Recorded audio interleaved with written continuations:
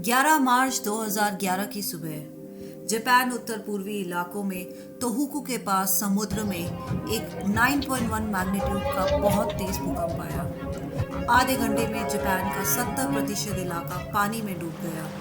Tsunami की तेज और भयानक लहरों से जापान डूब गया। सुनामी का केंद्र तोहोकू से 72 किलोमीटर दूर प्रशांत महासागर में था। इसे ग्रेट ईस्ट जापान अर्थक्वेक और टोहोकू अर्थक्वेक भी कहा जाता है। 2024 नए साल के पहले ही दिन जापान में 7.5 मैग्नीट्यूड तीव्रता का जोरदार भूकंप आया। इसके बाद जापान के सामने सुनामी की मुसीबत खड़ी हो गई। समुद्र में 5 मीटर ऊंची सुनामी की लहरें उठ रही हैं। मौसम एजेंसी के मुताबिक भूकंप के कारण 5 मीटर तक ऊंची लहरें इशिकावा प्रांत में नोटो में पहुंच सकती हैं। पिछले कुछ सालों में आपने जापान में कई बार भूकंप आने की खबरें पढ़ी और सुनी होंगी और शायद आपके भी दिमाग में ये सवाल आता होगा कि आखिर जापान में हर बार इतने भूकंप क्यों आते हैं। दरअसल भूकंप के लिहाज से जापान बेहद संवेदनशील देश है। इसका कारण है यहाँ मिलने वाली धरती की सबसे अशांत टेक्टोनिक प्लेट्स। ये प्लेटें एक अभिकेंद्रित सीमा बनाती हैं, जिसके कारण ये क्षेत्र दुनिया के सर्वाधिक भूकंपों का क्षेत्र है। यहाँ पर पैसिफिक प्लेट, फिलीपींस प्लेट और अमेरिकी प्लेट के नीचे जा रही है। यही कारण है कि जापान में हर साल छोटे बड़े करीब 1000 भूकंप आते हैं। Japan Pacific ring of fire के क्षेत्र में आता है। रिंग ऑफ फायर, जिसे प्रशांत रिम भी कहा जाता है, प्रशांत महासागर के साथ स्थित एक ऐसा क्षेत्र है जहां अधिकांश सक्रिय ज्वालामुखी और भूकंप रिकॉर्ड किए जाते हैं। पृथ्वी के 75% ज्वालामुखी यानी 450 से भी अधिक ज्वालामुखी रिंग ऑफ फायर के किनारे स्थित हैं। पृथ्वी के 90% भूकंप इसी क्षेत्र में आते हैं। इस रिंग ऑफ फायर का असर न्यूजीलैंड से लेकर अलास्का, उत्तर और दक्षिण अमेरिका तक होता है।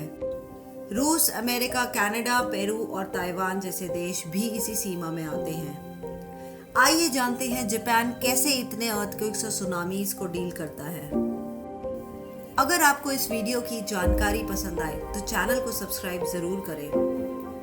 जापान में इमारतों को इस तरीके से बनाया जाता है कि ये भूकंप आने पर हिलडुल सके। इनमें लगे शॉक एब्जॉर्बर भूकंप के झटके से बिल्डिंग को बचाते हैं। जापान में सभी घर किसी न किसी स्तर पे भूकंप को सहने के लिए बनाए जाते हैं। भूकंप का अंदेशा होने पर लिफ्ट और एलिवेटर तुरंत रुक जाते हैं और उन्हें फिर से शुरू करने के लिए तुरंत उनकी जांच भी होती है।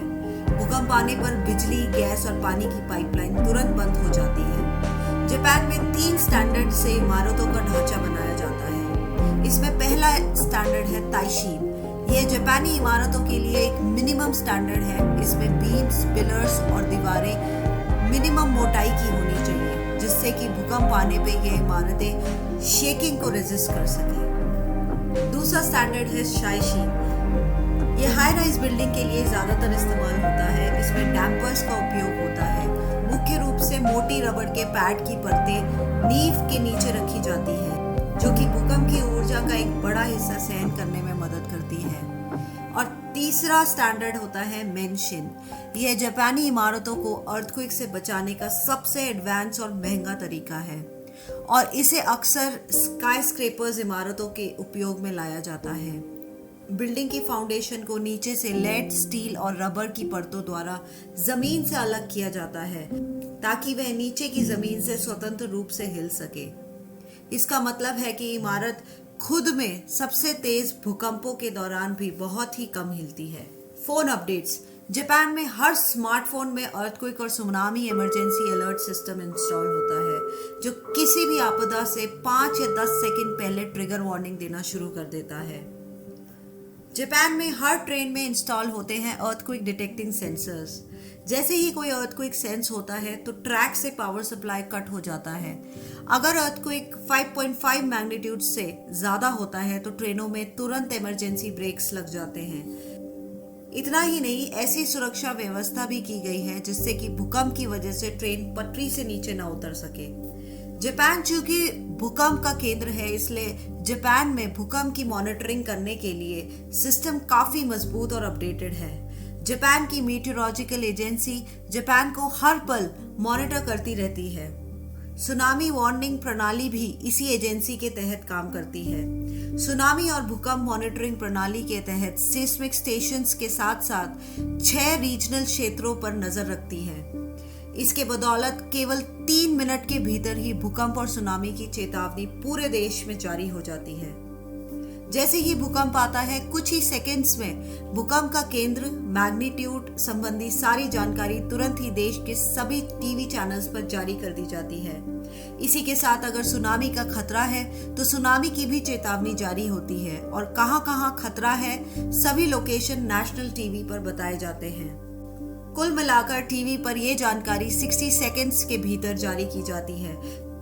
जापान इस चीज को अच्छे से समझता है कि भूकंप आने पर कोई भी घटना घट सकती है, इसीलिए यहाँ पे इमरजेंसी मॉक ड्रिल समय समय पे होती रहती है। नॉट ओनली अर्थक्वेक, सुनामी के लिए भी जापान के इंटरनेशनल वार्निंग सिस्टम समय पर सुनामी ट्रिगर इवेंट्स को डिटेक्ट करते हैं। जापान ने फिजिकल बैरियर वॉल्स जैसे कि जापान फुडाई सी वॉल्स भी बनाई हैं, जो सुनामी के प्रभाव को कम कर सके। लेकिन 2011 की सुनामी ने इन वॉल्स को भी पार कर लिया था। 2011 में हुए अर्थक्वेक और सुनामी के बाद जापानीज गवर्नमेंट ने $12 बिलियन लगाए थे लगभग 432 किलोमीटर की इन सी वॉल्स को बनाने और रिपेयर करने में, और यह sea walls around north east coast पर स्थित है। ये नई सी वॉल्स लगभग 15.5 मीटर्स तक भी हैं। इन्हें ग्रेट वॉल ऑफ जापान भी कहा जाता है। ये वीडियो आपको इंफॉर्मेटिव लगा हो तो आप जापान की इस अप्रोच के बारे में क्या सोचते हैं, हमें कमेंट सेक्शन में जरूर बताएं।